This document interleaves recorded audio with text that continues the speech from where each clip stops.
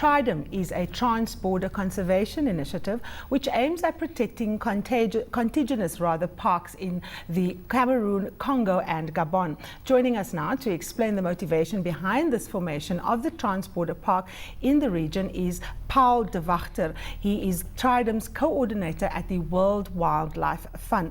Mr. de Wachter, thank you so much for joining us. Take us through the three countries that are affected by the initiative, and how are the countries going to be, coordinating their initiatives to prevent, for example, rhino poaching, which is quite rife in that part of the world? Yes, in northern Gabon, southeast Cameroon and northwest Congo, the elephant poaching crisis is very, very serious. For example, northeast Gabon lost an estimated 11,000 elephants over the last 8 years. The situation is similar in South Cameroon and northwest Congo. Countries are planning trans-border patrols and increased patrols, including with the military, to protect a kind of clear and hold strategy to protect the last elephant bastions. Also, they want to improve the intelligence work, so to dismantle the criminal syndicates, basically, which are behind the ivory trade. Now, take us through the criminal syndicates that are operating there. Which country are they working from as a base, and how are the three countries going to be launching joint operations to try and break through, the very advanced technology that the criminal syndicates often have access to? Well, there has not been that much success yet in dismantling these networks, and not so much is known about them. Some are linked to terrorist groups, and it's more the middlemen here, because we work here in Central Africa, it's more the middlemen who are better known and who need to be dismantled. The larger networks, I think they operate from the consumer countries, which is basically in Asia. Yeah. Now, if one looks at the law enforcement situations in the various countries, take us through what legislative mechanisms exist in Gabon to make sure that people are, discouraged from participating in these activities. We know often that large amounts of money are given to people to become involved. What is the kind of legal framework within a place like Gabon that will act as a deterrent for these criminal syndicates to recruit locals to help them in the activities? Here Gabon is still quite weak, because the maximum sentence for a first-time offense like elephant poaching is only 6 months.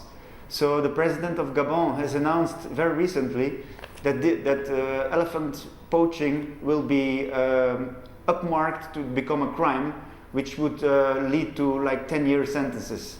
And now, I think links with transnational criminal syndicates will be up to 15 years of prison. Now, give us an idea of what the financial aspect of this initiative is going to impact on. We know that this is a very lucrative trade.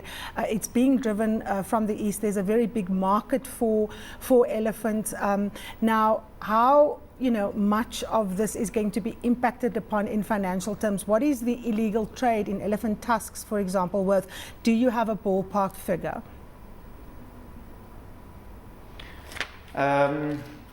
Well, we know that all illegal wildlife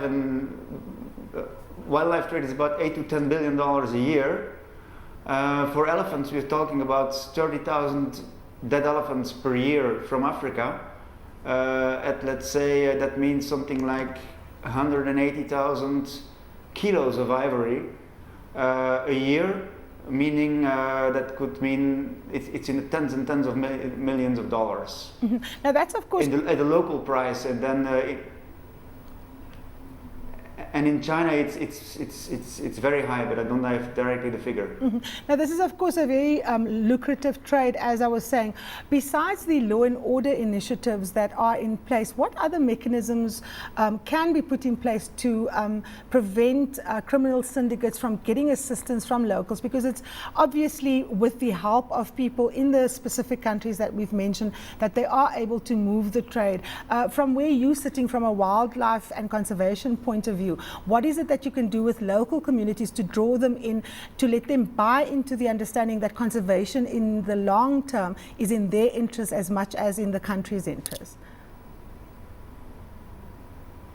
Well, of course, we see that, for example, in countries like Botswana and Namibia, there you have those community conservancies, you have well-established ecotourism industries which put value on the elephant.